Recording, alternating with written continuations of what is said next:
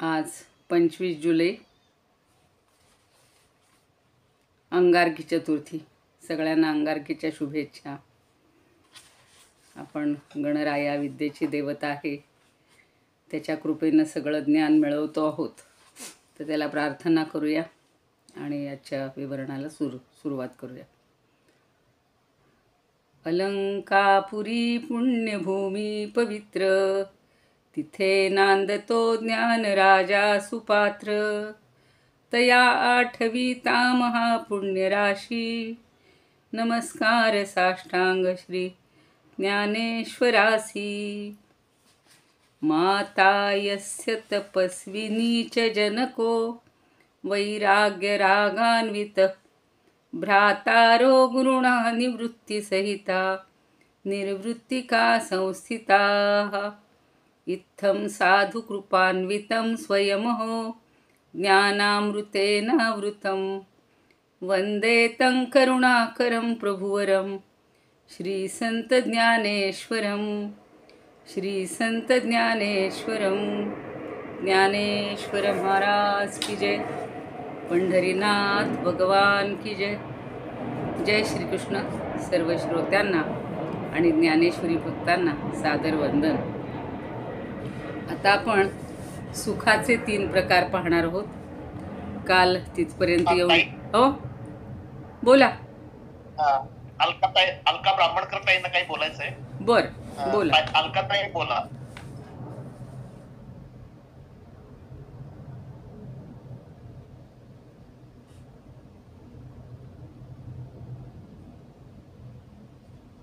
Hello. हा बोला. नमस्कार. नमस्कार. तुम्ही जुलै म्हटल्या ना, मला तेव्हा लगेच सांगायचं होतं. अरे हा हा हा हा मला बर बर बर ठीक आहे. चुकून बोलले. इथे सगळे महिने वार सगळं सारखंच वाटते. बरोबर आहे. 25 जून आहे आज. बरोबर. आज 25. एक महिना पुढे गेल्यामुळे मला आनंद झाला होता खरं. एकच महिन्यानी परत येणार म्हणून. नाही, मी क्षणभर मलाही काय झालं, मला एकदम असं थोडंसं स्ट्राईक झालं की जुलै महिन्यामध्ये माझ्या आईचा वाढदिवस असायचा आणि म्हणलं आपण विसरलो की काय इथं आल्यावर, असं ते काहीतरी झालं बरं का. त्यामुळं मी जुलै बोलली गेले. ठीक आहे ठीक आहे, चांगलं आहे. जाऊ दे, ठीक आहे. पुन्हा करू का पहिल्यापासून सुरुवात? काही नको.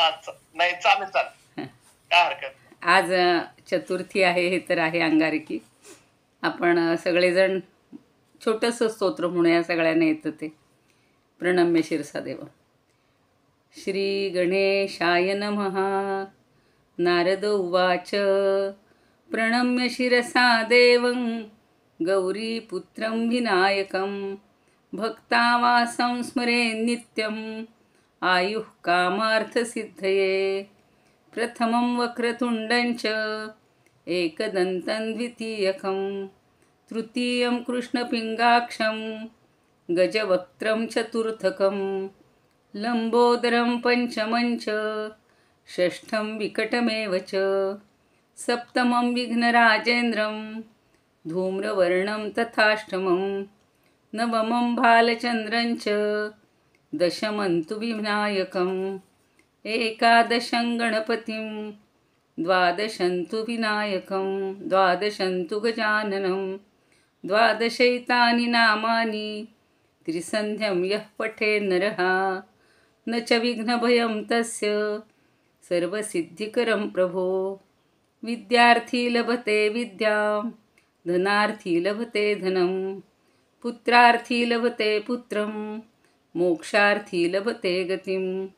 जपेत गणपतिस्तोत्रं षड्भिर्मासैः फलं लभेत्, संवत्सरेण सिद्धिं च लभते नात्र संशयः. अष्टभ्यो ब्राह्मणेभ्यश्च लिखित्वा यः समर्पयेत्, तस्य विद्या भवेत् सर्वा गणेशस्य प्रसादतः. इति श्री नारदपुराणे संकष्टनाशनं गणपतिस्तोत्रं संपूर्णं. काल आपण 71 पर्यंत ओव्या पाहिलेल्या होत्या आणि सुखाचे आता 3 प्रकार पाहायचे आहेत. आता सुखाच्या त्रिविधतेचा प्रस्ताव मांडलाय असं कालच्या ओवीत ज्ञानदेव म्हणतायत. ऐसे म्हणून देवो त्रिविधी सुखाचा प्रस्तावो मांडला तो निर्वाहो निरूपित असे. काय म्हणतायत भगवंत की ते मोठ्या प्रेमानं असं म्हणतायत की 3 प्रकारच्या सुखाचं वर्णन करायला आता मी प्रारंभ करणार आहे, केला आहे. आणि त्या सुखाचं विवरण मी आता तुमच्यासमोर करत आहे. तर श्रोते हो, जीवाचे कान करून ही भगवंत वचनं आता तुम्ही ऐका असं ज्ञानदेव आपल्याला सांगतायत. सुखं त्विदानीं शृणु त्रिविधं शृणु मे भरतर्षभ अभ्यासाद्रमते यत्र दुःखांतंच निगच्छति. छोटासा संधी आहे. सुखंतु इदानीम, आपलं हे झालंय तिकडे शिकून. तू म्हणजे परंतु. आत्तापर्यंत जे सगळे धृतीचे बुद्धीचे प्रकार सांगितले, आता म्हणतात परंतु. सुखम इदानीम त्रिविधम. आता मी सुख हे इदानीम म्हणजे आता त्रिविध प्रकारचं आहे, 3 प्रकारचं आहे ते सांगतो. शृणु मे, माझ्याकडून ऐक. भरतर्षभ, अरे भरतश्रेष्ठा माझ्याकडून आता हे सुखाचे 3 प्रकार ऐक. ते कसे आहेत? अभ्यासाद्रमते यत्र दुःखांतंच निगच्छति. ज्या सुखाच्या ठिकाणी अभ्यासामुळं जीव हा यत्र रमते, अभ्यासात रमते असं संधी आहे. अभ्यासामुळं किंवा अभ्यासानं जीव तिथे रमून जातो. यत्र म्हणजे जेथे. आणि दुःखांतंच निगच्छति, आणि सुखप्राप्तीमुळं दुःखाचा निश्चित नाश होतो. ते सुख आता ऐकायचे. 3 प्रकारचं आहे. पण जे सुख मिळवल्यानंतर निश्चितपणे दुःखाचा नाश होतो. आपल्या कुणाला दुःख हवं असतं हो, कुणालाच नको असतं. सगळ्यांना सुखाचीच लालसा आहे. पण असं होतं की सुखस्यानंतरम दुःखम दुःखस्यानंतरम सुखम न नित्यम लभते दुःखम न नित्यम लभते सुखम. असा कोणी या जगात आहे का कायम आनंदी, कायम सुखी? नाही. त्याला एवढंसं कावीनं दुःखाचं गालबोट लागलेलंच असतं. आता ज्ञानदेव त्या वातावरणात, आपण हा 18वा अध्याय मोठा आहे. बाकीचे सगळे अध्याय वाचत असताना थोडीशी मध्यंतरी त्याची पार्श्वभूमी म्हणा किंवा श्रोत्यांची मानसिकता म्हणा, ती आपल्याला आता समजून घ्यायची आहे. की ज्ञानदेवांनी इथपर्यंत जवळजवळ निम्म्याला वर, आता बरोबर निम्म्यावर आलो आहे. अजून 2 श्लोक कमी आहेत, 3 श्लोक कमी आहेत. पण इथपर्यंत ते बोलत असताना ते सच्चिदानंद बाबा लिहून घेत होते. आता हे ज्ञानदेव स्वतः पण भूर्जपत्र आपल्या हातात ठेवून लिहित असायचे असं वाटते. तर त्यांनी ते आपलं भूर्जपत्र खाली ठेवलेलं आहे. श्रोत्यांना आदरपूर्वक नमस्कार केला आणि सगळे श्रोते ज्ञानदेवांचं कलशाध्यायाचं निरूपण ऐकताना, इतकं रसाळ निरूपण आहे की ते ऐकताना सगळे श्रोते जन भारावून गेलेले होते. सगळ्या श्रोत्यांना मनातून असं वाटत होतं की आज घरी परतच जाऊ नये. जसं आपल्याला सुद्धा होतंय बघा की ज्ञानदेवांची वाणी ऐकता ऐकता असं वाटतं की हे निरूपण संपूच नये. त्यांच्या मुखातून आपण ते ऐकतो आहोत, सगळं आकलन करून घेतो आहोत, त्याचे चिंतन करत आहोत. आणि मग सगळे श्रोते त्यांना विनवणी करू लागले की अरे ज्ञानदेवा, असं वाटतंय की तुझं हे गीता निरूपण संपूच नये. आपल्याला आता हुरहुर लागायला लागली की आता ही ज्ञानदेवी संपणार, भगवद्गीता संपणार. तर हे संपू नये म्हणजे माणसाला अशी ओढ लागायला लागते बघा. सुरुवातीला शिकू का नको, किती एवढं मोठं, किती काळ जाईल. पण आता तो काळ कसा भरकन उडून गेला आहे, पाखरं जशी उडून जातात तशी आपली पण अवस्था झाली आहे की इतकी वर्ष आपण ते वाचतोय, ऐकतोय. आणि आता एकदम शेवटच्या टप्प्यात 18व्या अध्यायाच्या आल्यानंतर अशी हुरहुर मनातून वाटायला लागली. आणि त्या श्रोत्यांना तर आता ज्ञानदेवापासून आता पुढे शांतच राहावं लागणार, कारण नंतर आपल्याला माहिती आहे की नंतर त्यांनी समाधी पण घेतलेली आहे. तर त्यांना असं वाटतं की हे निरूपण संपूच नाही. श्रीकृष्णानं ही जणू काही सुखाची लिपी या ज्ञानदेवाच्या हातून उलगडायला सुरुवात केलेली आणि मानवी दुःखांचा नाश करणारी ही सुखाची लिपी ही ज्ञानदेवांच्या मुखातून ऐकताना ते म्हणतात की जो आनंद आम्हाला होतो त्याला हे वरचं आकाशसुद्धा अपुरं पडेल. वास्तविक आकाश अमर्याद आहे, पण या सुखाला आकाशसुद्धा अपुरं पडेल म्हणतायत श्रोते. आणि बाहेर पौर्णिमेचं शीतल चांदणं पसरलेलं आहे. मंदिरात तुझ्या या अप्रतिम भाष्याचं चांदणं पसरलेलं आहे आणि गुणत्रयानं विभागले गेलेले हे सुख तुझ्या साक्षात्कारी लढिवाळ भाषेतून आता उलगडणार आहे. ते म्हणतात आता तर आम्हाला असं वाटायला लागलंय की तुझ्याच प्रेमळ सहवासात हे सुख दाटलेलं आहे, कारण हा अनुभव आम्ही नित्य भोगत आहोत. श्रोत्यांचं हे बोलणं ऐकून ज्ञानदेव संकोचून गेले हो. ते चटकन म्हणाले, श्रोते हो, एकच निखळ सत्य तुम्हाला सांगतो की माझे सद्गुरू श्री निवृत्तीनाथ हीच खरं तर अप्रतिम अशा शाश्वत सुखाची लिपी आहे. माझ्यातलं माझं काहीच नाही आहे, कर्तृत्व माझं काहीच नाही आहे आणि तो माझा अनुभव आहे. निर्गुण निराकार परमेश्वराला प्रत्यक्ष अनुभवण्यासाठी सद्गुरूंच्या सहवासात अष्टौ प्रहर राहावं वाटते. त्यांची कृपा म्हणून हे गीता भाष्य रंगलं आहे. माझ्या सद्गुरूची मजवर अखंड कृपा आहे. तोच माझ्यासाठी सुखाची बरसात करत आहे. श्रोते हो, बाहेर पौर्णिमेचा चंद्र प्रगट झाला आहे. गीता भाष्याला उद्या पहाटे पुन्हा सुरुवात करू. म्हणजे हे कालचं खरं इथं व्हायला पाहिजे होतं, पण आपली वेळ संपली आणि पटकन मग थांबवावं लागलं. तर ज्ञानदेवांनी श्रोत्यांना पुन्हा नमस्कार केला. आसनावरून उठले. मानवी रूपात प्रगट झालेल्या भगवान श्रीकृष्णाला प्रथम साष्टांग नमस्कार घातला. भगवंताने ज्ञानदेवांकडे अत्यंत प्रेमानं पाहिलं. भगवंत म्हणाले, ज्ञानदेवा, तुझं बोलणं ऐकणं हेच मानवी आयुष्यातलं सर्वश्रेष्ठ सुख आहे. हा अनुभव मी स्वतः घेतो आहे. कुरुक्षेत्रावर माझ्यासमोर एकटा अर्जुन होता. तुझ्या पुढं शेकडो अर्जुन बसलेले आहेत. तुझी भाषा अतिशय गोड आहे, भगवंत ज्ञानदेवाला सांगतायत. चांदण्यांची शीतलता ह्या तुझ्या बोलण्यात प्रत्यक्ष अनुभवायला येते. तुझं भाष्य ब्रह्मांडभर पसरणार आहे. तुझ्या मुखातून प्रगट होणारी ही भावार्थ दीपिका हाच सुखाचा अवकाशव्यापी भव्य घुमट आहे. माझे तुला आशीर्वाद आहेत. सद्गुरू निवृत्तीनाथ हा भगवंत ज्ञानदेव संवाद कौतुकानं ऐकत होते. भगवंत बोलतोय साक्षात ज्ञानदेवांशी. ज्ञानदेव सद्गुरूंपाशी आले. त्यांना साष्टांग दंडवत घातला, नमस्कार केला. ज्ञानदेवांनी सद्गुरूंचे चरण घट्ट पकडले. तेव्हा निवृत्तीनाथांनी ज्ञानदेवांच्या केसामधून प्रेमाने हात फिरवला. त्यातून केवळ सुखाच्याच उर्मी बाहेर पडल्या. सुखाला नव्यानं पालवी फुटली. ज्ञानदेवांचा आनंद गगनात मावेना, कारण त्या क्षणी ज्ञानदेवांना आपल्या आईची आठवण आली.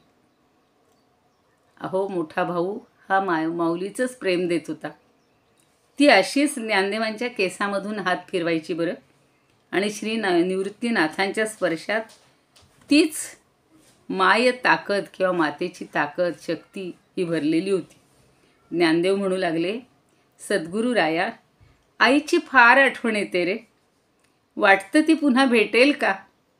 सद्गुरू म्हणाले, अरे ज्ञानोबा, वर पहा म्हणजे कळेल. ज्ञानदेवांनी सद्गुरूंकडं पाहिलं.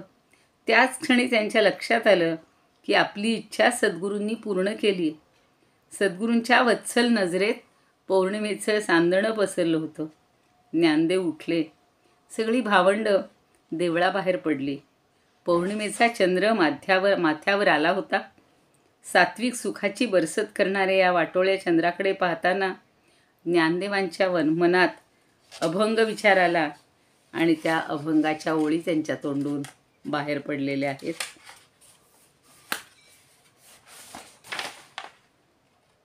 सोळाखळी चंद्रपूर्णिमे पूर्ण बोधू, संत जना उद्बोधू सागर न्याये. नित्यता पौर्णिमा हृदयी चंद्रमा आलिंगन मेघश्यामा दे तू आहे. ज्ञानदेवा मोहो निशेष निर्वाहो रूपी रूप सोहम हो एका तेजे.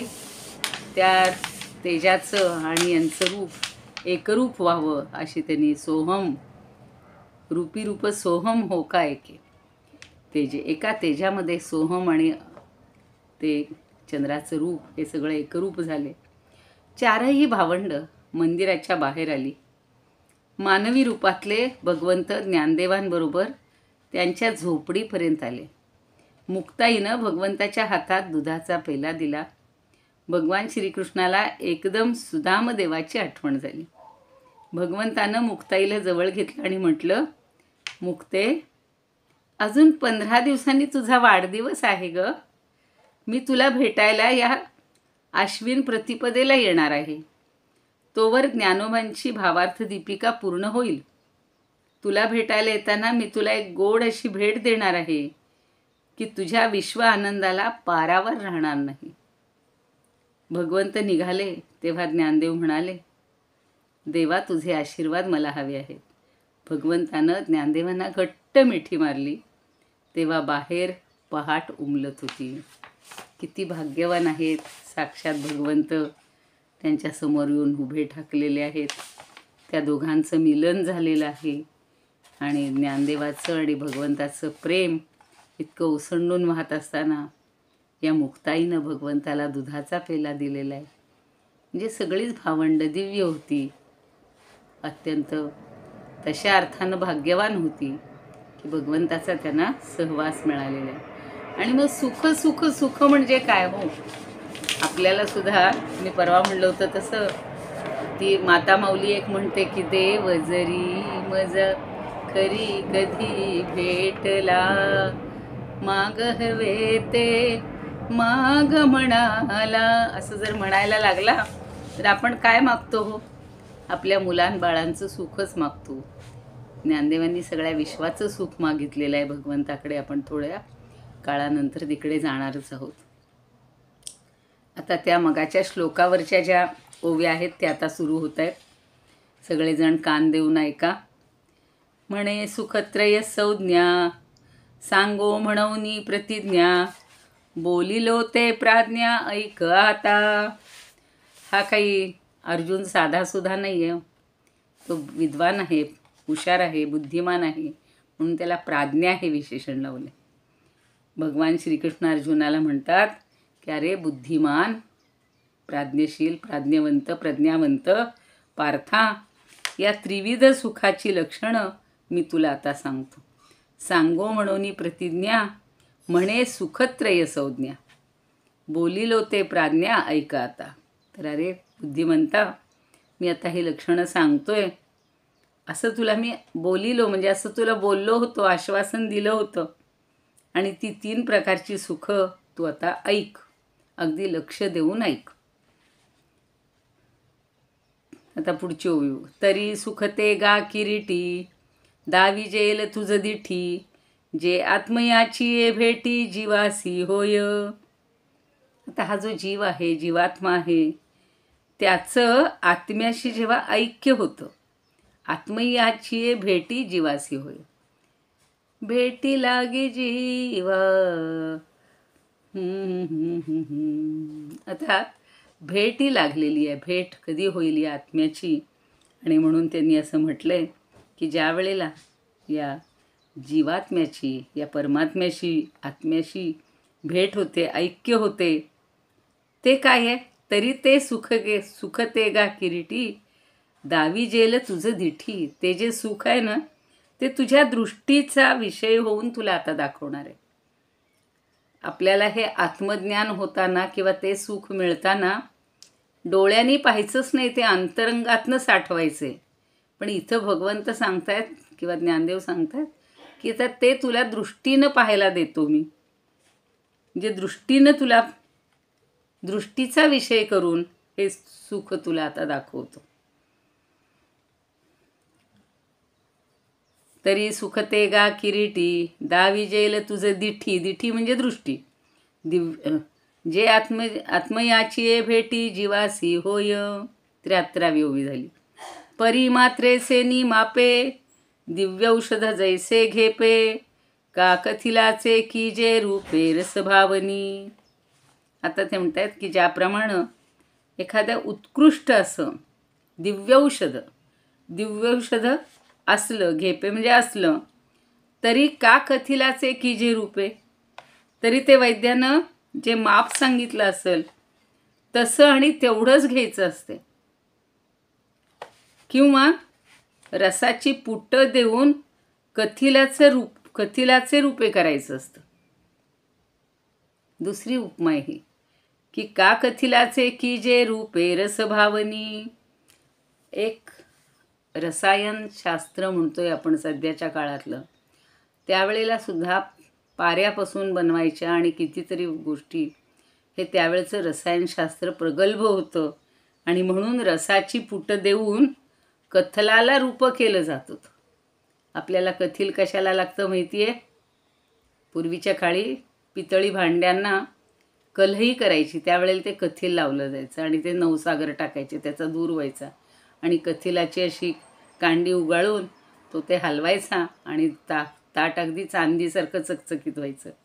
आत्ता हे समजते की त्या कथलालाच पुटं चढवून त्याची चांदी करत होते आणि आम्हाला लहानपणी मजा वाटायची. तुम्ही तो आनंद लुटला असेल. घरातली ती 5-25 सगळी ताटं, सगळी भांडी, पातेली अशी त्या कलही करून चकचकीत व्हायची आणि आम्ही म्हणायचं चांदीच्या ताटात जेवायचं. आता ते 2-4 दिवस, 8-10 दिवस ती चकचक तशी राहायची, चकचक करायची. तर आता इथे ते सांगतायत की रसाची पुटं देऊन ते कथिलाचं रूप करायचं असतं.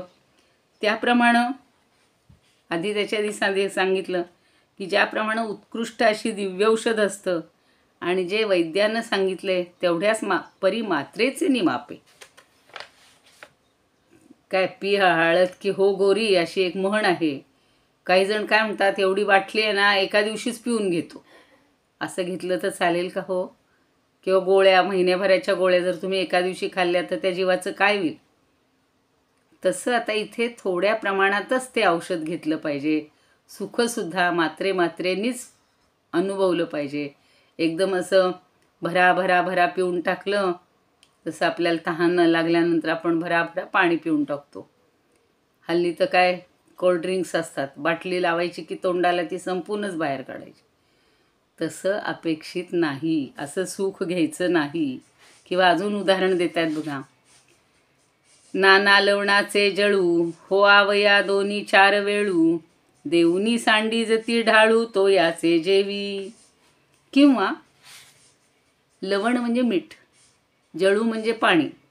नाना लवणाचे म्हणजे मिठाचं पाण्यात रूपांतर करण्यासाठी काय करतात हो आवया दोन्ही 4 वेळू, त्याच्यावर पाण्याचे 2-4 थेंब टाकायचे असतात, सपकारे मारावे लागतात मिठाचं पाणी करण्यासाठी. खूप पाणी घालावं लागत नाही, मीठ लगेच विरघळतं बघा.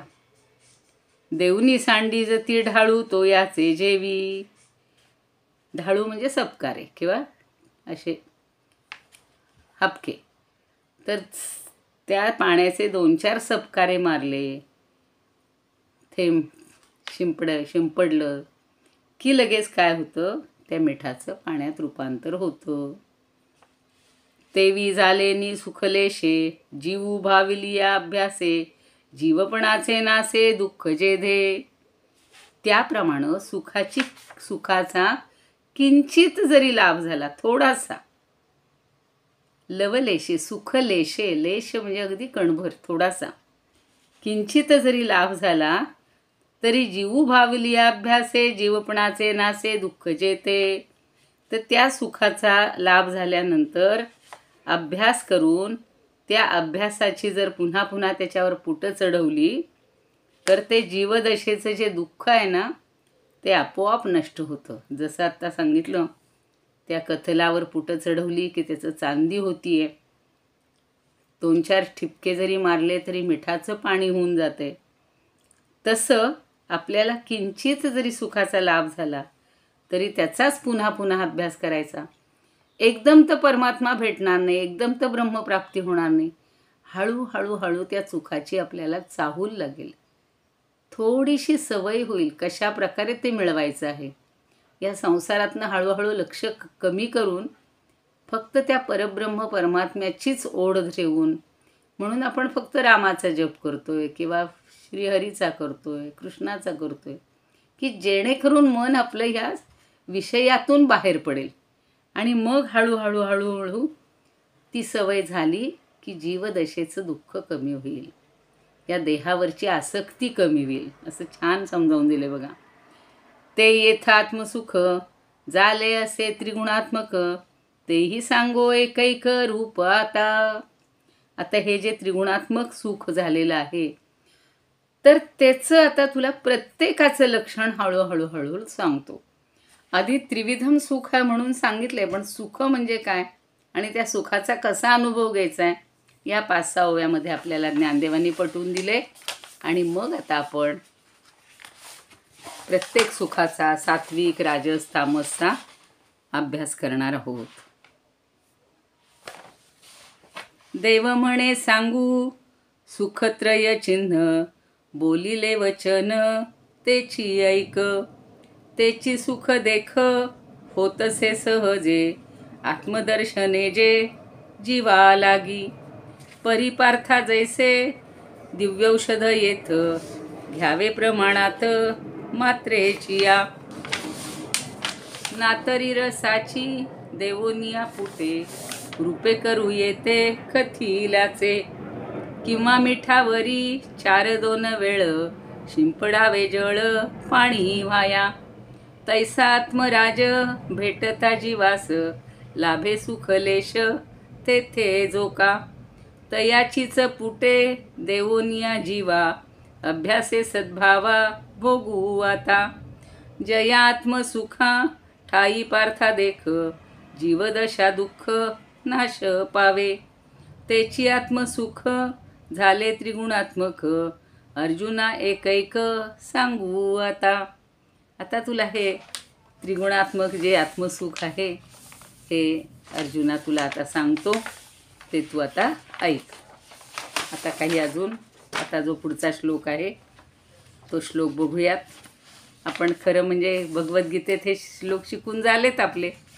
आता आपल्याला त्यात नवीन असं काही नाही, फक्त ज्ञानदेवांच्या ओव्या तिथं आपण जास्त घेऊ शकत नाही, इथं त्याचा आस्वाद जास्त घ्यायला मिळणार आहे. पण हे सुख कसं आहे, सात्विक सुख आता बघायचं आहे आपल्याला, की सुरुवातीला इतकं सहजासहजी ते नाही वाटत आपल्याला, ते सुख आहे असं सुद्धा वाटत नाही.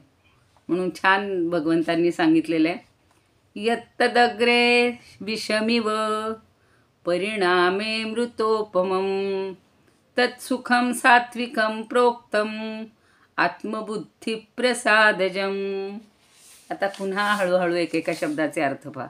यत तदा, यत तद अग्रे, 3 शब्द आहेत पहिल्या शब्दात. यत म्हणजे जे, तद म्हणजे ते, अग्रे म्हणजे सुरुवातीला. आता यत अग्रे असा अर्थ घ्यायचा आधी, की जे अग्रे म्हणजे सुरुवातीला प्रारंभी. विषम इव, जे सुख पहिल्यांदा कसं आहे विषासारखं वाटतं. परिणामे अमृतोपमम, पण त्याचा परिणाम कसा आहे, शेवट कसा आहे, अमृतासारखा आहे. तिथे अवग्रहाच्या जागी अचा उच्चार करायचा.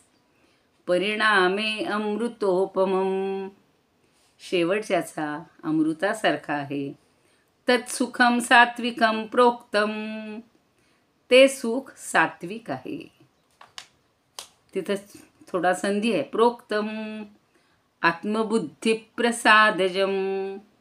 तो सगळा एकच शब्द आहे. म्हणजे आत्मबुद्धीला प्रसन्नता आल्यामुळं किंवा अतिशय अप्रतिम अशी प्रसन्नता आल्यामुळं, प्रसादामुळं, प्रसादजम, प्रसाद आणि त्याच्यात ज म्हणजे जन्माला आलेलं, म्हणजे प्रसन्नतेमुळं जन्माला आलेलं. आपलं जर मन म्हणतात ना, मन आनंदी तर सगळं जग आनंदी, मन शांत तर सगळं जग शांत, आणि मन दुःखी तर सगळं जग दुःखी. पण इथं त्यांनी सांगितलं हे सुख कसं आहे, आत्मबुद्धी प्रसादजम, जे आत्मबुद्धीच्या अप्रतिम प्रसन्नतेमुळं, प्रसादामुळं उत्पन्न झालेलं असतं. असं जे सुख आहे त्याला सात्विक सुख म्हणतात. म्हणून या ज्ञानदेवांना, समर्थांना, सगळ्या संतांना या आत्मबुद्धीची प्रसन्नता लाभलेली आहे आणि त्यामुळं त्यांना जे सुख मिळालं, चिरंतन सुख मिळालं, ते सात्विक सुख मिळालेलं आहे. कुठल्याही संताची म्हणजे आपण हे बघूया, गाथा बघूया किंवा त्यांचं सगळं चरित्र पाहिलं तर लक्षात येतं की ते त्या एका वेगळ्या धुंदीत असायचे, वेगळ्या आनंदात असायचे. त्यांनाही संसाराची सुख दुःख देहाची काही जाणवतच नव्हती. आणि त्यामुळे त्यांनी स्वतःच्या, आता कालही वाचलं की पहिलं आपल्या जिव्हाग्रावर जिभेला जर जिंकलं तर तुम्ही सगळं जिंकू शकता. पण अजून आपण तेच करू शकत नाही. आपल्याला भुकेची वेळ झाली की जेवावंच लागतं. आज उपवास आहे तर उपवासाचेच पदार्थ खावे लागतात.